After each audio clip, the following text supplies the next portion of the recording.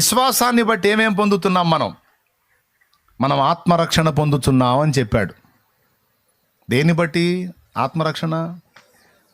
సిలువలో ఆయన ప్రాణం పెట్టాడు మన పాప పరిహారార్థమై. ఆయన చెప్పాడు, ఇదిగో నా యందు విశ్వాసం ఉంచువాడు నశింపక నిత్య జీవం పొందుతాడు. రా నేను నీకోసం ప్రాణం పెట్టానని నమ్మి ఒప్పుకో, పాపినని ఒప్పుకో, నీ పాపాలు విడిచిపెట్టు, పాపం వదిలిపెట్టి మారు మనసు పొందు, ఇక తిరుగు నా వైపు. గతం గతః, ఆ పాడు జీవితం వదిలేయి.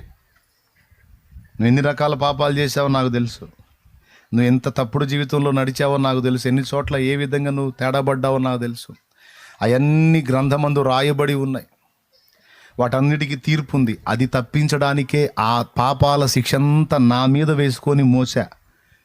ఇక నువ్వు చేయాల్సింది ఏమి లేదు, జస్ట్ నా యందు విశ్వాసం ఉంచి నేను నీ పాపముల కొరకు చనిపోయి తిరిగి లేచానని నమ్మి మారు మనసు పొంది అవన్నీ కడగబడు నిమిత్తం, అంటే అవన్నీ నా మీద మోపబడు నిమిత్తం వచ్చి నీళ్లలో మునగమని చెప్తున్నాడు ఆయన.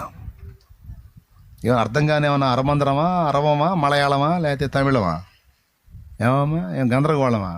2 రోజులే అంత అన్నంత క్లియర్గా అర్థం కాలేదు నేను చెప్పింది. బాప్తీసం పొందినప్పుడు నువ్వు చేసిన పాపాలను ఎడిపోతున్నాయి, ఆయన మీదకి పోతున్నాయి. అరే బరువు మోస్తా నా మీద మోపవమ్మ అని చెప్పి పిలుస్తుంటే నీకేం పిచ్చా? అంత చతురా? నరకం అంటే చతురా అయింది.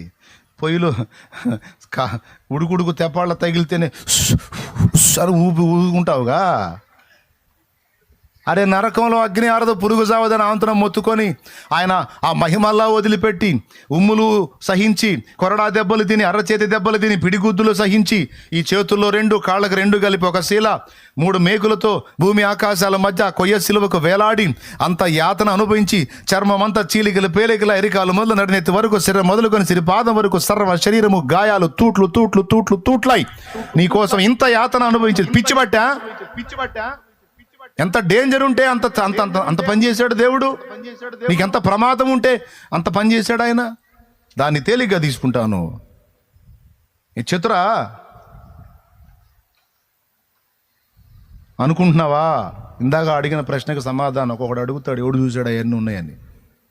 నా దగ్గరికి వచ్చాడు ఒకడు, ఇట్లాంటి సరుకు అంతా వస్తుంటుంది నా దగ్గరికి. బెదరో అన్నాడు. ఏందన్నా?